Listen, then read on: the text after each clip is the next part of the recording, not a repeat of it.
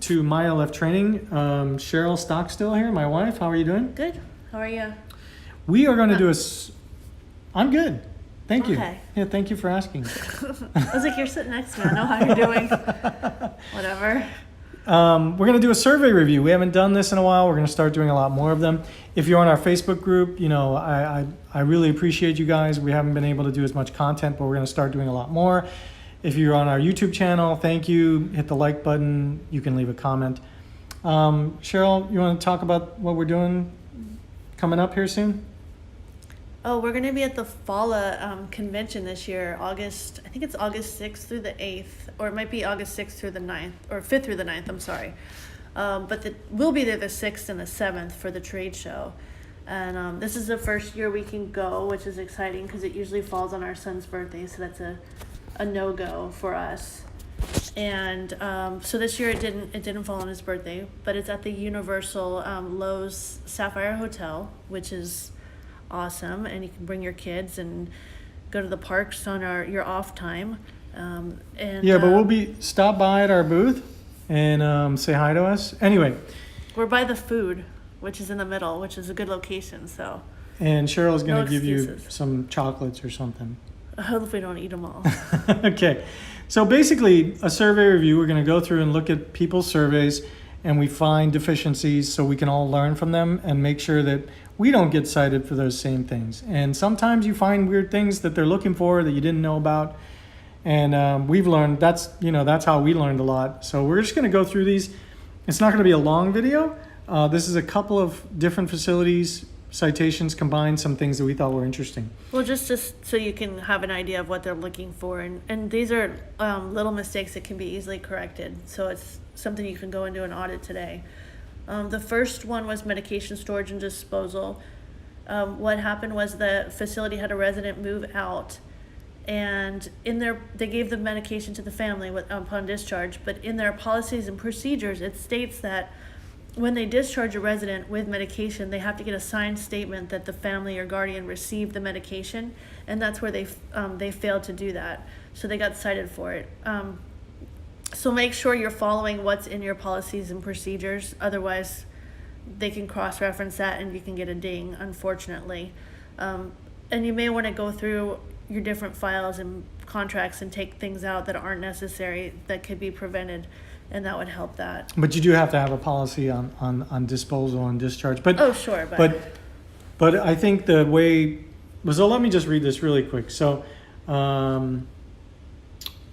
basically, there was no evidence of resident number one's record that the facility provided the resident or the resident's responsible party the resident's medication upon discharge. So upon review of the facility's medication policies and procedures, it revealed that the facility policy was supposed to obtain documentation of medication that residents took with them upon discharge of the resident, which included a signed signature receipt of the resident's medication. So, the state says, hey, you gave this is your policy, you gave it to the residents upon admission, and you didn't follow your policy. So you definitely, if you have a discharge checklist, and you use that upon every discharge, this would have been prevented. Right. Obtain receipt. Now, you may not have it, or you might forget it. They took the medication and they left. You can't get the resident's family on the phone. Then you would probably make a note, something to the effect of saying that you discharged it on this date to this person. You forgot to get a signature, called the family member on this date, asked them to sign this. They have not returned my calls. So at least something like that might have prevented a citation, maybe. I'm not sure, but you need to document it. So you have a checklist for discharge, and it's going to cover like entering in the discharge log, everything that you need to do for a discharge.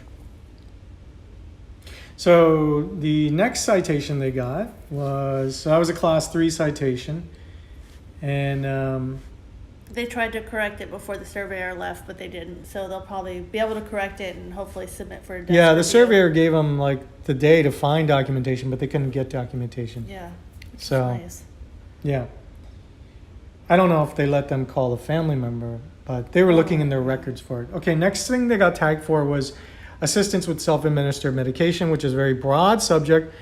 But this one happens to do with the time the medications were distributed. So it's a facility with 21 residents, and they had the medication scheduled at 7 a.m. and 8 a.m. When the surveyor arrived, they were still given medications at 9:30 and 10 a.m. and 10:45 a.m. So that's a violation because you can only give meds an hour before or hour after their scheduled time. So they broke that time limit or time Requirement. time requirement, not limit. And so they got in trouble for that. When they were asked, they interviewed the administrator, and the administrator stated that they need additional staff working in the morning to help with the medication so that the third staff can focus on medications and care. So, But I think that like sometimes you can't do that. So you probably should look at your MedPass times if you can. I mean, maybe adjust them. Yeah, because 8 o'clock is a really, really busy time in a facility. I mean, residents are getting up, food's being served, they're getting dressed, maybe they're getting showers. I mean, it's just a really busy time. So maybe if you can adjust the MedPass times, then that's great. Spread them out a little bit. Yeah, spread them out. So, I mean, if you have 20 residents, maybe you can do something like that. Some people's medications have to be at a specific time, but maybe that's only like 3 medications instead of 20 residents times 10 medications. If it's not realistic, then you need to think about that, or like she said, bring in different staffing schedules.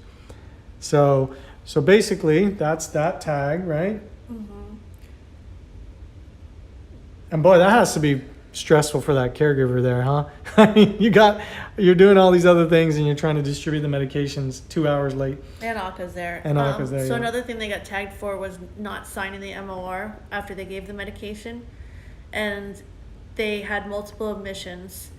And they also didn't indicate, when the surveyor looked at the MORs and found slashes on certain days and residents, they didn't indicate any. They didn't have an explanation written on the backside of the MOR explaining why there were slashes, which is completely fine if the medication's out. You just need to document it so that they know what's going on and somebody else knows what's going on. And they didn't sign for meds too, so they got, I think 1 through 5 residents had those issues that they sampled. Those MORs were Swiss cheese. Yeah. They had holes in them and circles and slashes and no explanation. So. Right. She probably the surveyor opened one book and was like, whoa, what is all this? And then did a review, a sampling, and it was like, So a solution would be to do an audit every shift and help coach and correct your staff. Or at least every day, yeah. Well, at least every day, but if you could, I mean, we did those things. Yeah, our manager would go through the books shifts. Almost daily. Yeah. And well, when we had, to get a problem under control, you might have to be more intensive. Until you train up your staff and then hone in on those staff who are making those errors, making notes or not making notes or not following the proper protocol for documenting. So this facility got tagged for not documenting when medications were given, not making notes, not following prescribed times. A lot of issues there. And then... What else is this where the administrator threw them under the bus? The administrator said that she acknowledged the medication concerns, and the administrator stated that she usually audits the carts on Monday mornings, but had not done so the morning of the survey. Of course, that's how it works, right? Murphy's Law. And when asked what she does when she sees an error or an omission, the administrator stated that she makes the staff come in and initial provisions of the medication given.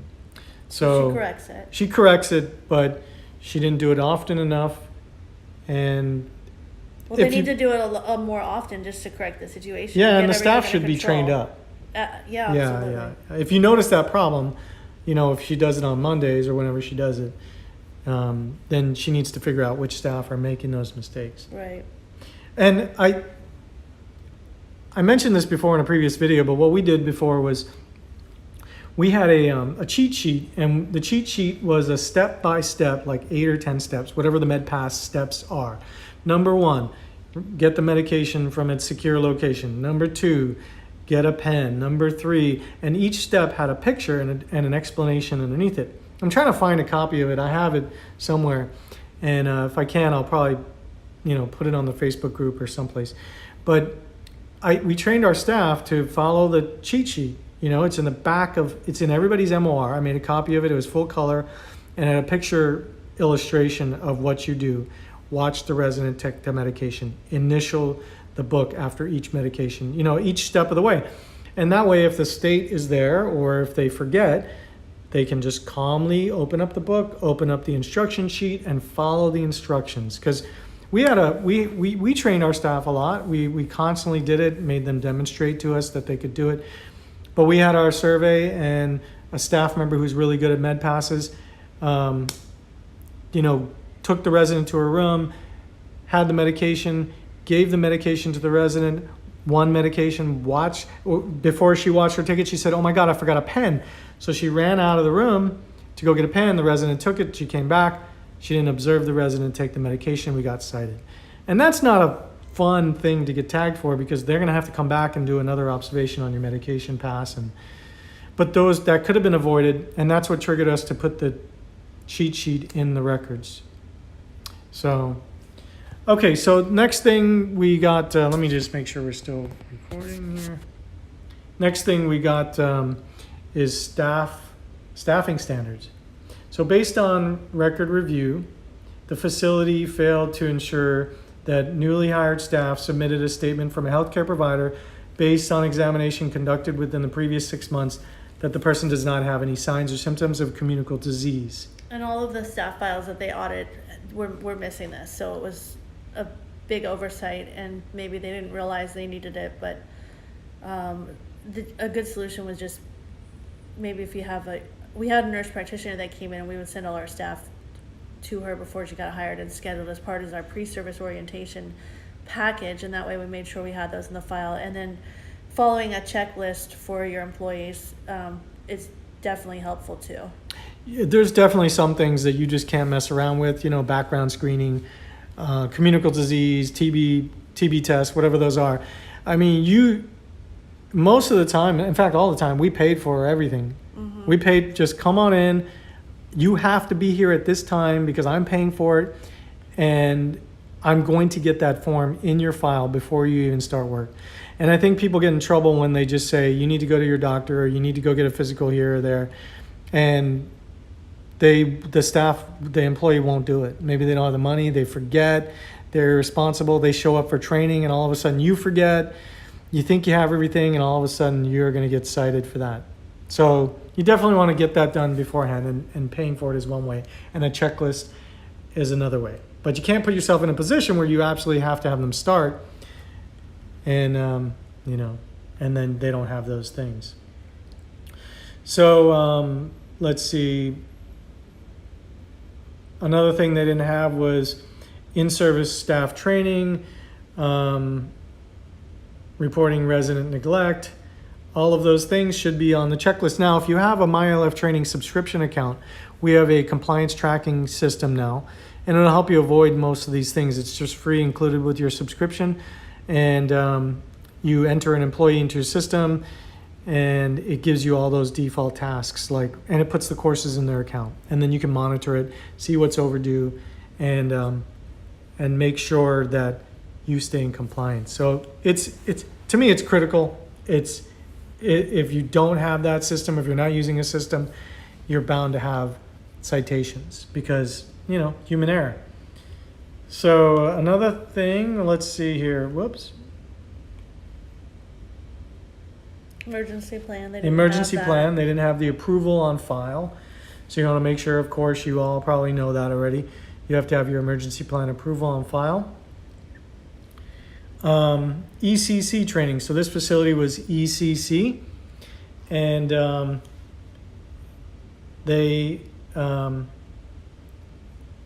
let's see, upon record review, the facility failed to ensure that all staff who provide direct care to residents in a facility with an ECC care license complete at least 2 hours of in-service training within 6 months of beginning employment that addresses ECC care concepts and requirements, statutory rule requirements, and delivery of personal care and supportive services in an ECC care facility.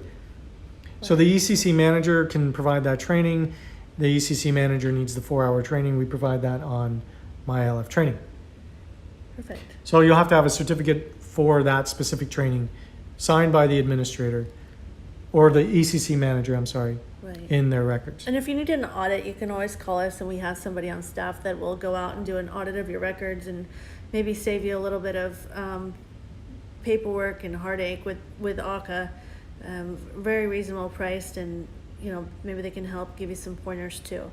Yeah, it's an extra set of eyes, and it's cheaper than a fine. Fines. Yeah, Yes. and the fines escalate too. I mean, you go to 500, $1,000, like they escalate as your citations mount. Well, it looks like that's it, and hopefully we'll see all of you guys that follow, get to meet some new people and see some old friends. Can you do me a favor, you guys? If you like this video, if you have any suggestions, if you have any anything that you want to mention to us, please leave us a comment, like it, share it, something so we get some feedback. Or email us. Email us. We really appreciate it.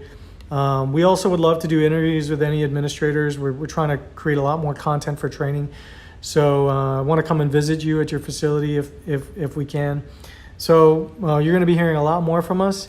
If you're not in our Facebook group, go ahead and go to Facebook and search Florida ALF Administrators. You have to be a licensed administrator in a facility. You have to answer the questions. You have to put your phone number.